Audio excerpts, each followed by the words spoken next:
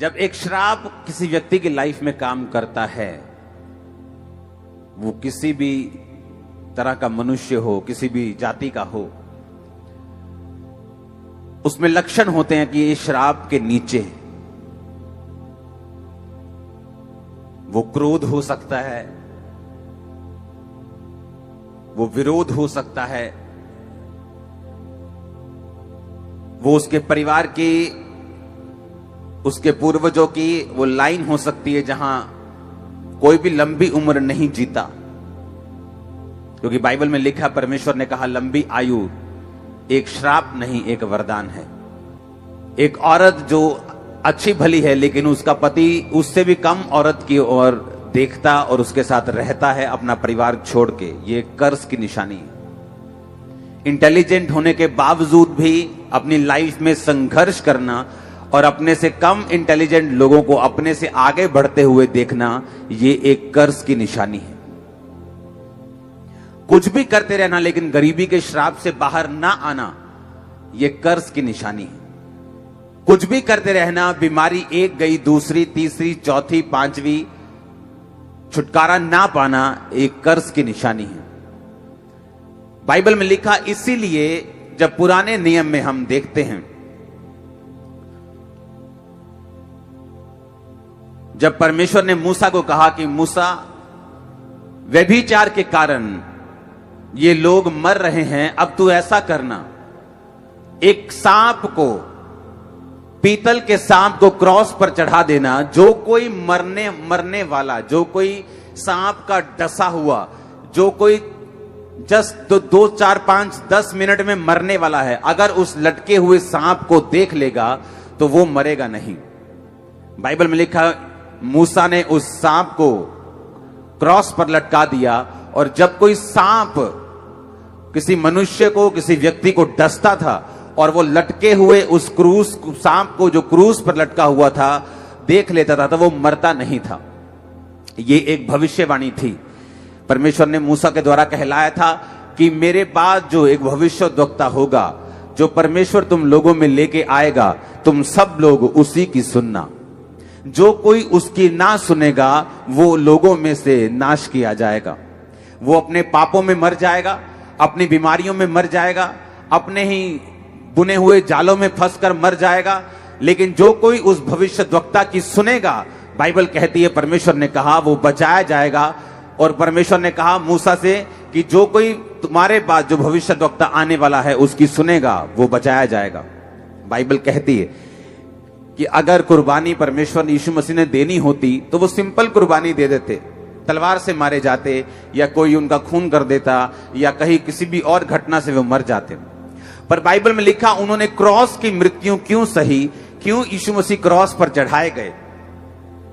अब व्यवस्था विवरण 21 उसकी 22 और 23 आयत में लिखा, फिर यदि किसी के प्राण दंड के योग्य कोई पाप हुआ हो जिससे वो मार डाला जाए, तो उसके शव को वृक्ष पर लटका देना, और वो शव रात को वृक्ष पर टंगा ना रहे, अवश्य उसी दिन उसे मिट्टी देना, क्योंकि जो लटकाया गया हो वो परमेश्वर की ओर से श्रापित ठहरता है।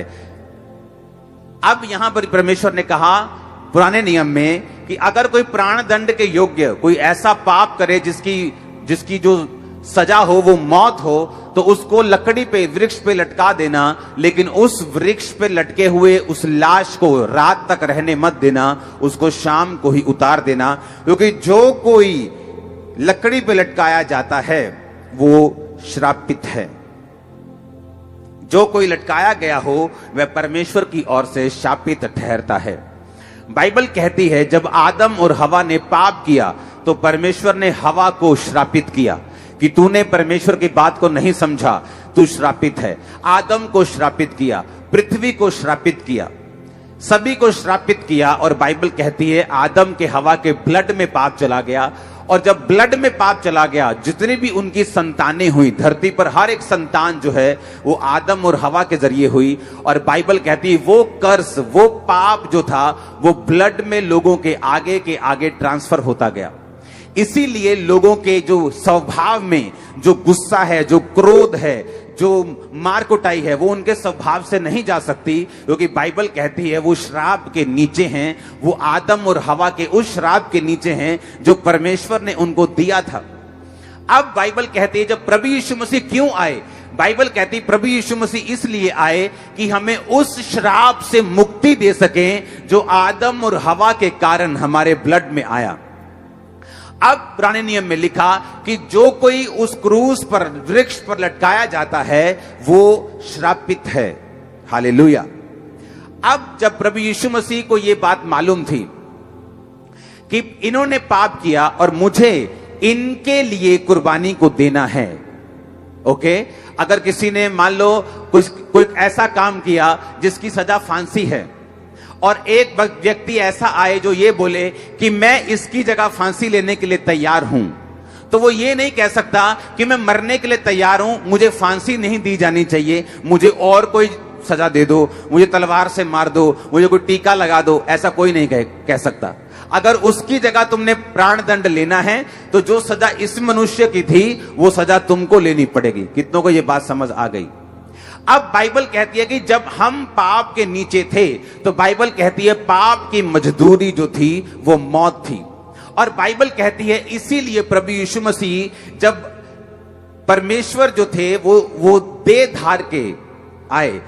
यहोवा पिता वो एक ही परमेश्वर है, लेकिन उसका आत्मा काम करता है और प्रभु यीशु मसीह यानी उसका शब्द, उसकी जुबान, जैसे हम बोलते हैं बंदे दी एक कोई जुबान हुंदी, उसी तरह परमेश्वर की एक ही जुबान है जिस जुबान का नाम है प्रभु यीशु मसीह। और बाइबल कहती वो देह धार कर बिना किसी इंसान के, बिना किसी मेल के, बिना किसी जेंट्स के स्पर्म के बीज के, बाइबल कहती है वो बिना किसी इंसानी मेल मिलाप के कुंवारी के जरिए आया और इसीलिए वो सबसे पवित्र परमेश्वर है इस दुनिया के ऊपर। और बाइबल कहती है अब क्या हुआ, अब जब प्रभु यीशु मसीह ने आपके लिए और मेरे लिए कुर्बानी देनी थी तो यीशु मसीह को भी यह बात मालूम थी कि जो कोई प्राण दंड के योग्य, व्यवस्था में लिखा है पुराने नियम में, यीशु मसीह ने एक बात बोली थी कि मैं पुराने नियम को नाश करने नहीं आया हूं, मैं पुराने नियम को बदलने के लिए नहीं आया हूं, मैं पुरानी व्यवस्था को पूरा करने के लिए आया हूं। तो जब प्रभु यीशु मसीह ने मेरे और आपके लिए जान देनी थी तो यह जरूरी था कि वो वृक्ष के ऊपर यानी लकड़ी के ऊपर वो लटकाया जाए और वही मौत ले जो आपको और मुझको मिलनी थी अपने पापों और गुनाहों के कारण। अब बाइबल कहती है जब प्रभु यीशु मसीह को गलातियों 3 उसकी 13 आयत में लिखा, मसीह ने जो हमारे लिए श्रापित बना हमें मोल लेकर व्यवस्था के श्राप से छुड़ाया, क्योंकि लिखा है जो कोई काठ पर लटकाया जाता है वह श्रापित है। अब बाइबल कहती है वो हमारे लिए श्रापित बना। यीशु मसीह ने जब हमारे लिए कुर्बानी देनी थी तो यह जरूरी था कि वो वही सजा को ले जो आपके लिए और मेरे लिए पुराने नियम में यहोवा के द्वारा, परमेश्वर के द्वारा मुकर्रर की गई थी, जो कि क्रूस की, जो कि वृक्ष पर लटकाने की, लकड़ी पे लटकाने की सजा थी। और बाइबल कहती है परमेश्वर ने कहा था कि लकड़ी पर लटकाने के बाद उसको रात तक लटका नहीं रहने देना, शाम को उस व्यक्ति को, उस लाश को उस क्रॉस पर से तुम उतार लेना। गलातियों में लिखा वो हमारे लिए श्रापित बना और उसने हमें मोल लेकर व्यवस्था के श्राप से छुड़ा लिया। जो कोई काठ पर लटकाया जाता है वो श्रापित है। अब जब हम मत्ती 26 उसकी 39 आयत को पढ़ते हैं, जब गतसमनी बाग में, क्योंकि जो मसीह, हमारा मसीही जो लोग धर्म बोलते हैं, हम जानते हैं कि ये एक रिलेशनशिप है, उनको सिखाने के लिए मैं बोलता हूं कि मसीह धर्म, ओके, जो क्रिश्चियनिटी है, जो गतसमनी का बाग जहां पर प्रभु यीशु मसीह ने प्रार्थना की थी वो आज भी वहां पे मौजूद है। आज भी आप उस बाग में जा सकते हैं। जिन घड़ों में परमेश्वर ने उस पानी को दाखरस में बदल दिया था वो घड़े आज भी वहां पे मौजूद हैं। जिस पतरस की सास को परमेश्वर ने चंगा किया था उसका घर आज भी वहां पे मौजूद है। हमारा परमेश्वर जीवित परमेश्वर है, वो साबित करता है यहां पर भी और इजराइल में भी। अब ध्यान से सुनना, मत्ती 26 उसकी 39 में लिखा, फिर वो थोड़ा और आगे बढ़कर मुंह के बल गिरा और ये प्रार्थना की, हे मेरे पिता, यदि हो सके तो ये कटोरा मुझसे टल जाए, तो भी जैसा मैं चाहता हूं वैसा नहीं, परंतु जैसा तू चाहता है वैसा ही हो। अब प्रभु यीशु मसीह जब थे वो गतसमनी बाग में थे। लोगों को लगता है कि जब यीशु मसीह ऐसी प्रार्थना कर रहे थे, बाइबल कहती है उनका पसीना जो था वो लहू की बूंदे बन बनकर जमीन पर गिर रहा था। इस लेवल का जो परमेश्वर के ऊपर बोझ था, इस लेवल का। अब लोग ये सोचते हैं कि यीशु मसीह ये कह रहे थे कि जो अगले दिन मैं क्रॉस उठाने वाला हूं, हे पिता ये कटोरा मुझसे टल जाए, लेकिन ऐसा नहीं है। यीशु मसीह को ये बात मालूम थी कि मैं क्रॉस पर लटकाया जाऊंगा और पुराने नियम को पूरा करूंगा कि प्राण दंड के योग्य अगर किसी में गुनाह हो तो वो वृक्ष पर ही लटकाया जा सकता है, लकड़ी पर ही लटकाया जा सकता है। इसीलिए प्रभु यीशु मसीह को मालूम था कि वो क्रॉस पर ही लटकाया जाएगा, ताकि पुराना नियम जो है, परमेश्वर के मुख से निकला एक एक वचन जो है वो पूरा होगा कि इंसानों के लिए एक ही बार परमेश्वर ने क्रॉस पर लटकाए जाकर हमारे लिए बलिदान दिया और हम बचाए गए। अब बाइबल कहती है जब प्रभु यीशु मसीह पिता को कह रहे थे कि पिता हो सके तो ये कटोरा मुझसे टल जाए, अब मैं बताता हूं वो कटोरा क्या था। बाइबल कहती है परमेश्वर यहोवा इतना पवित्र है, जब वो किसी पापी को देखता है, दो चीजें परमेश्वर करता है। जब आप प्रभु यीशु मसीह को अपना मुक्तिदाता ग्रहण करते हैं, वचन कहता है वो आपके सारे पापों को लेता है और अपने पीठ पीछे फेंक देता है। यानी फिर वो आपके पापों को देखना नहीं चाहता। आप नशेड़ी थे, वो ये देखना नहीं चाहता। आपने व्यभिचार किया, वो देखना नहीं चाहता। आपने पुरानी जिंदगी में गुनाह किए, पाप किए, लोगों को मारा, लोगों को पीटा, आपने क्रोध किया, आपने विरोध किया, वो देखना नहीं चाहता। नहीं तो मैं कभी भी माफ ना होता। मसीह धर्म का मैं भी विरोधी था, लेकिन परमेश्वर ने मुझ पे दया की और मेरे गुनाहों को लेकर अपनी पीठ पीछे फेंक दिया। और अगर आज मैं परमेश्वर से पूछूं कि मैंने क्या गुनाह किए थे, तो परमेश्वर मुझको ये बोलेगा कि मैं उनको नहीं जानता, क्योंकि मैं उनको पीठ के पीछे फेंक चुका हूं। मुझे नहीं पता कि तूने कौन से गुनाह किए थे, मैं उसे देखता नहीं हूं। दूसरी, जब आपके अंदर गुनाह होता है, जब आपके अंदर पाप होता है, तो वचन कहता है वो अपनी पीठ को आपकी ओर फेर लेता है।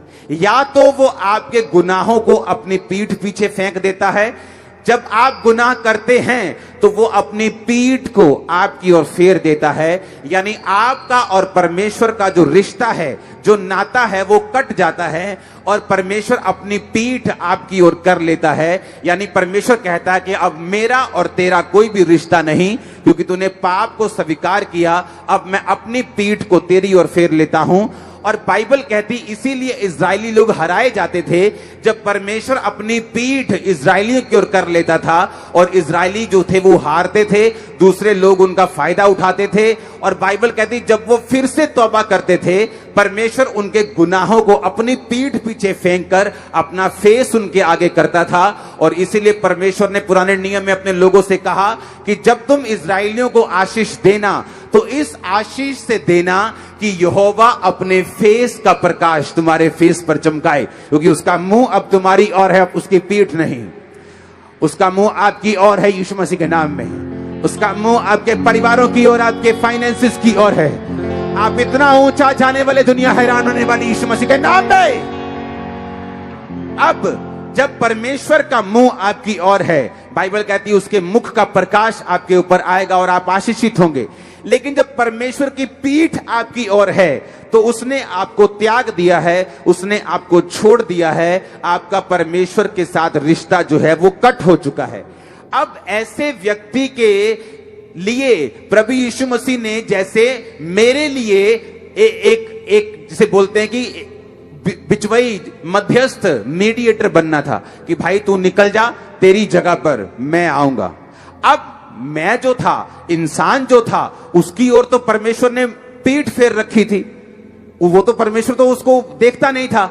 अब वही इंसान बनके जब प्रभु यीशु मसीह क्रॉस पर लटकाए गए, मत्ती 27 उसकी 46 आयत में लिखा, तीसरे पहर के निकट यीशु ने बड़े शब्द से पुकार कर कहा, एलोई एलोई लमा शब्तनी, अर्थात हे मेरे परमेश्वर तूने मुझे क्यों छोड़ दिया। अब लोगों को इस वर्ष का मतलब मालूम नहीं।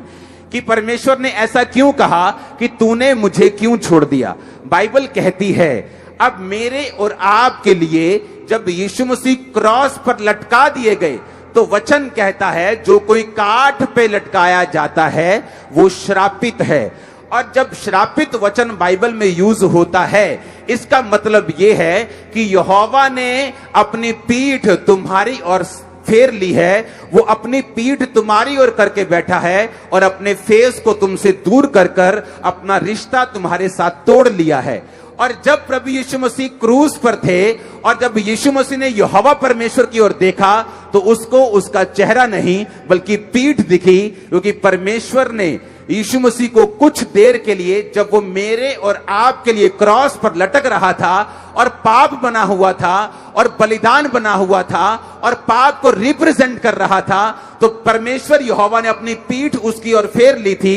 इसीलिए परमेश्वर यीशु मसीह ने कहा था एलोई एलोई लमा शब्तनी, हे मेरे परमेश्वर तूने मुझे क्यों छोड़ दिया। इसका मतलब ये नहीं था कि वो दुखी था, उसका मतलब यह था कि परमेश्वर यीशु मसीह एक दिन पहले कह रहे थे कि मैं क्रॉस लेने के लिए तैयार हूं, मैं थूक सटवाने के लिए तैयार हूं, मैं बेइज्जती करवाने के लिए तैयार हूं, लेकिन पिता मैं इस बात के लिए तैयार नहीं हूं कि तू 5 मिनट के लिए भी मुझसे दूर हो, तू आधे घंटे के लिए भी मुझसे दूर हो, तू 1 घंटे के लिए भी अपनी पीठ मेरी ओर फेरे, मैं इस बात के लिए तैयार नहीं हूं। और इसलिए प्रभु यीशु मसीह कह रहे थे कि हो सकता है तो ये कटोरा टल जाए, लेकिन बाइबल कहती है जब वो क्रॉस पर लटकाया गया हमारे कारण कि हम परमेश्वर की ओर पीठ करके, परमेश्वर हमारी ओर पीठ करके था, उसने वो दुख सहा, उसने वो घाम सहा, उसने वो विछोड़ा सहा। और बाइबल कहती है जब वो जी उठा, बाइबल कहती है जब उसको क्रॉस पर से उतारा गया, पुराने नियम के मुताबिक ये रीत थी कि शाम तक उस क्रॉस से उतार लेना। वो लोग सोच रहे थे जिन्होंने क्रूस पर चढ़ाया था कि हम कर रहे हैं, उनको लगता था कि यीशु मसीह इतनी जल्दी कैसे मर गया। बाइबल कहती है सब की टांगे तोड़ी जाती थी देखने के लिए कि सब मर गए, लेकिन वचन कहता था कि कुर्बानी की कोई भी टांग, कोई भी हड्डी नहीं तोड़ी जाएगी। सिर्फ यीशु मसीह ऐसे शख्स हैं पूरी दुनिया में जो क्रूस पर तो लटकाए गए, पर क्रूस पर उस मौत को चेक करने के लिए उनकी एक भी हड्डी तोड़ी नहीं गई, क्योंकि वचन में लिखा था उसकी एक भी हड्डी तोड़ी नहीं जाएगी। और बाइबल कहती है जब यीशु मसीह को उतारा गया तो यह भी वचन पूरा हुआ जो व्यवस्था विवरण में लिखा हुआ है कि उसके शव को रात को क्रूस पर लटके मत रहने देना। व्यवस्था विवरण 21 उसकी 23 आयत, उसी दिन उस शव को उतार लेना। अब हमें यह समझने की जरूरत है कि बाइबल कहती जब प्रभु यीशु मसीह ने मेरे और आपके लिए वो विछोड़ा, वो दुख, वो सेपरेशन जो परमेश्वर यीशु मसीह कभी नहीं कर सकते थे परमेश्वर से, उसको कोड़ों का दुख नहीं था, उसको क्रूस का दुख नहीं था, उसको मालूम था वो इसीलिए पैदा हुए कि सब जातियों के लिए वो अपनी जान दें, पर उनको दुख था कि वो परमेश्वर से दूर होंगे। उनको दुख था कि जब वो इंसान के लिए क्रूस पर चढ़ाए जाएंगे तो उनको कुछ देर के लिए विछोड़ा सहना पड़ेगा, परमेश्वर की पीठ को देखना पड़ेगा। ऐसा सिर्फ एक समय पूरी दुनिया में, जब से ये दुनिया बनी है, लाखों करोड़ों साल जब से भी बनी है, सिर्फ एक मौका ऐसा आया जब यीशु मसीह से परमेश्वर कुछ देर के लिए दूर हो गए। और बाइबल कहती जब वो उतारे गए, जब वो जी उठे, जैसे ही वो उतारे गए, जैसे ही वो जी उठे, फिर वो पिता के पास गए। अब बैलों और बकरों का लहू लेके नहीं, अपना लहू लेके गए कि मैं सारी दुनिया के लिए इस लहू को आपके सामने चढ़ाता हूं। अब किसी को कोई लहू बहाने की जरूरत नहीं। अब यीशु मसीह के लहू के कारण हम जय पाएंगे, हम मुक्ति पाएंगे, कुर्बानी जो परमेश्वर ने दी उसके कारण चंगाई पाएंगे। इसलिए तुम ना तो यीशु मसीह की चंगाई को रोक सकते हो, ना तो उसकी साल्वेशन को रोक सकते हो, ना तो उसकी मुक्ति को रोक सकते हो। बाइबल कहती है उसने अपने लहू को परमेश्वर के सामने दिया। जब महायाजक लहू लेके जाते थे साल में एक बार सब लोगों के लिए, तो बाइबल कहती है कोई भी व्यक्ति उनको छू नहीं सकता था। जब वो अंदर परम पवित्र स्थान में जाते थे तो उनके कपड़े के पीछे रस्सी बांध दी जाती थी, क्योंकि अगर वो पवित्र ना हुआ और अंदर जाकर मर गया तो किसी के पास ये अथॉरिटी नहीं थी कि अंदर जाकर लाश को बाहर निकाल सके। उनको मालूम होता था कि अगर महायाजक मर गया तो वो उसी रस्सी से उसको खींच लेते थे। वो इतना परम पवित्र परमेश्वर की हुजूरी में जाते थे लहू लेकर। लेकिन बाइबल कहती है हर साल उनको लहू लेकर जाना पड़ता था। अगर एक बार आपके गुनाह माफ हो गए तो हर साल क्यों लेके जाना पड़ता था? बाइबल कहती है परमेश्वर ने ऐसी व्यवस्था को इसलिए बनाया ताकि यीशु मसीह के वंश तक, उसके आने तक ये लोग बने रहें, ये लोग खड़े रहें, ये लोग बचे रहें। जब प्रभु यीशु मसीह आए, एक ही बार उसने अपने लहू को बहाया, और जब मरियम उसको छूने लगी, जब उसने जी उठे यीशु मसीह को देख लिया, तो यीशु मसीह ने कहा, मरियम अभी मुझे मत छू। क्यों कहा उसने मत छू? क्योंकि महायाजकों को तुम छूते नहीं जब तक वो अपने काम को कंप्लीट नहीं कर लेता। अब मैं अपने पिता और तेरे पिता के पास जाता हूं, तेरे परमेश्वर अपने परमेश्वर के पास जाता हूं। और बाइबल कहती है यीशु मसीह लहू लेकर गए, अपने लहू को चढ़ाया, एक ही बार में उसने सारे जाति के लिए लहू को बहाया, कुर्बानी को बहाया। अब हमें किसी कुर्बानी की जरूरत नहीं, हम किसी भी और चीज पर विश्वास नहीं करते, उसी ब्लड के ऊपर जो मेरे और आपके लिए यीशु मसीह ने बहाया। आमीन, आमीन।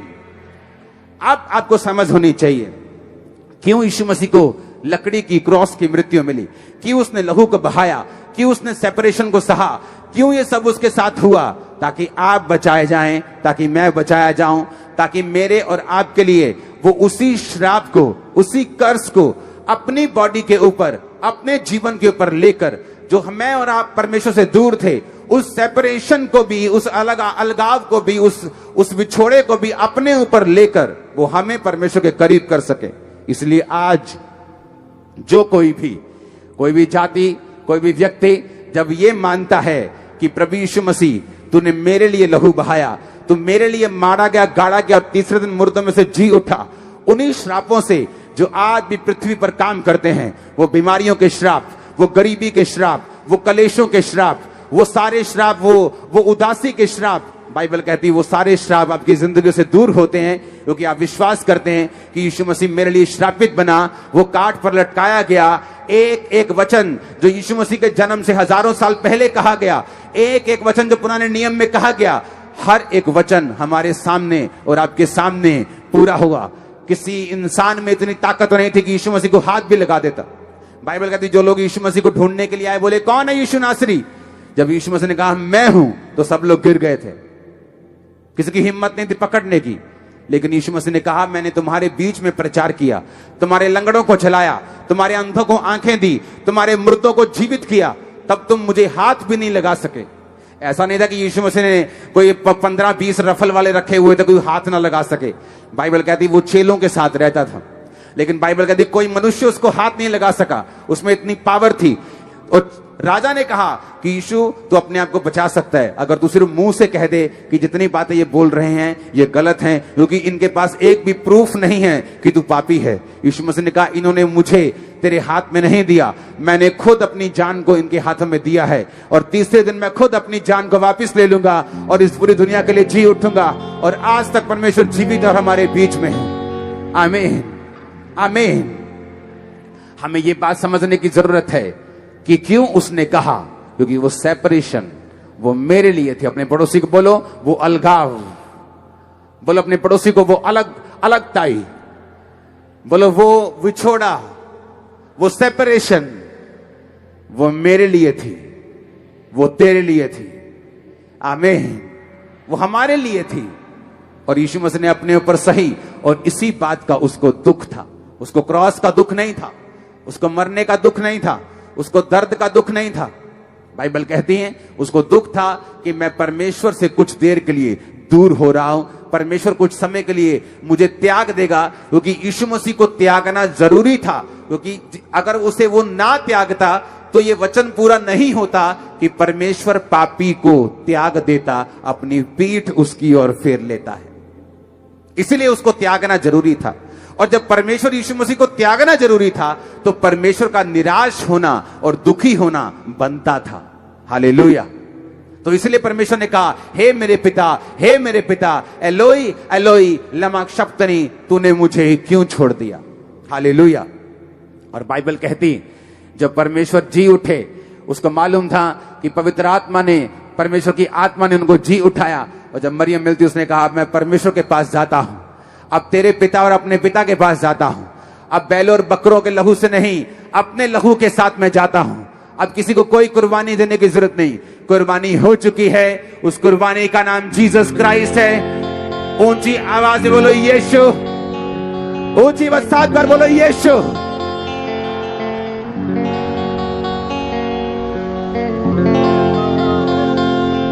आमीन, आमीन। वो आपके लिए और मेरे लिए कुर्बानी बना। अब किसी कुर्बानी की हमको जरूरत नहीं, किसी और ब्लड की हमको जरूरत नहीं। बाइबल कहती है वो हमारे लिए कुर्बान हुआ। आप ब्लेस्ड हैं यीशु मसीह के सामर्थी नाम में। आपका आमीन जितना ऊंचा और लंबा, ये ब्लेसिंग उतनी ऊंची और लंबी है। Hallelujah, hallelujah. इसलिए हमारी लड़ाई शारीरिक नहीं, किसी शारीरिक विरोधी के साथ नहीं। वो हमारे हेल्पर्स हैं, विरोधी नहीं। याद रखो, वो हमारे विरोधी नहीं हैं। हम उनसे प्यार करते हैं, थे और करते रहेंगे। लेकिन हमारा मकसद क्या है? हमारा मकसद है हर एक रूह तक, हर एक बंदे तक इस वचन को पहुंचाना कि प्रभु यीशु मसीह तेरे लिए कुर्बान हुए। आमीन। अगले थर्सडे व्हाइट कपड़ों वाली मीटिंग है, तैयार रहना। बाइबल कहती है कि व्हाइट कपड़ों में एक बड़ी भीड़ स्वर्ग में दिखाई दी, हाथों में खजूरों की डालियां, कभी कुछ कभी कुछ, कभी जयकारे लगाते हुए। वो व्हाइट कपड़े जयवंत होने का प्रतीक होता है। उस दिन आप व्हाइट कपड़ों में आएंगे। अगर कोई नया बंदा भूल भुलैखे आता है दूसरे कपड़ों में भी, तो वो भी आ सकता है, कोई प्रॉब्लम नहीं, उसको बिठाया जाएगा। लेकिन आप सब ने व्हाइट कपड़ों में थर्सडे उस ग्लोरियस प्रेजेंस में जहां यीशु मसीह मौजूद होंगे और आपको डिलीवर करने के लिए और हील करने के लिए तैयार होंगे। हम सब अपनी अपनी बातें कर सकते हैं, लेकिन काम यीशु मसीह आज भी करते हैं। वो आज भी हील करते हैं, आज भी डिलीवर करते हैं। आज भी आपकी आंखों के सामने वो आपको चंगा भी करेंगे और आजाद भी करेंगे। वो बीमारों को चंगा भी करेंगे और छुड़ाएंगे भी। वो दुष्ट आत्माओं से भरे हुए व्यक्ति को चंगा भी करेंगे और आजाद भी करेंगे। क्योंकि जो वो बोलते हैं वो करते भी हैं।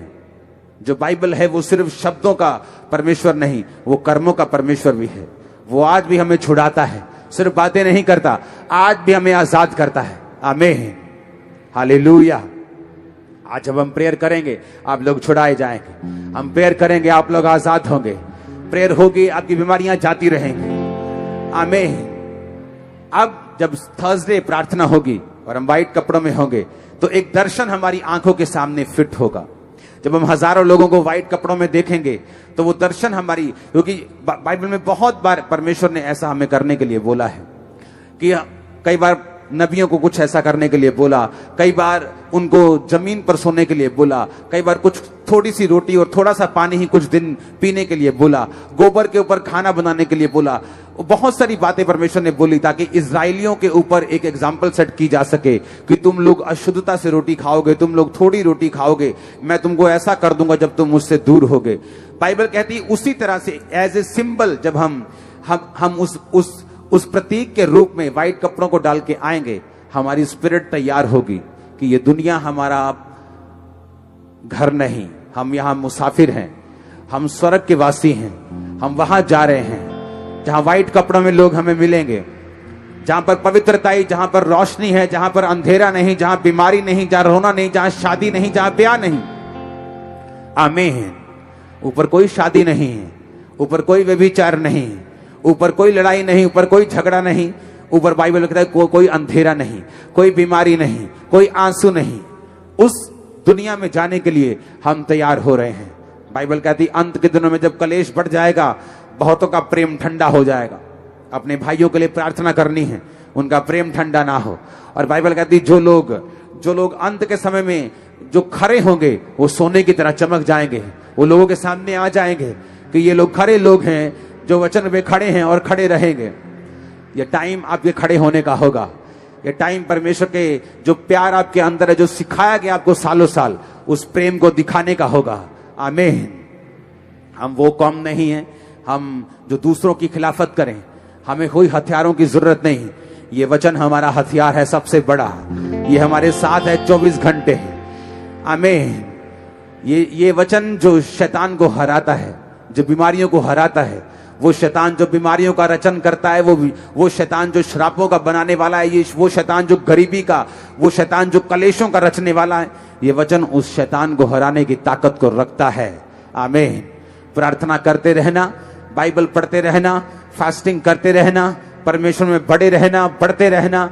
एक बड़ी बेदारी को अपनी आंखों के सामने तुम देखने वाले हो, और शैतान को परमेश्वर तुम्हारे पांव के नीचे से ऐसा कुचलवाएगा, तुम याद रखोगे। Hallelujah, hallelujah. परमेश्वर के वचनों को सुनने के लिए हमारे चैनल को सब्सक्राइब कीजिए और हमारी लेटेस्ट वीडियो सबसे पहले देखने के लिए बेल आइकन को प्रेस कीजिए।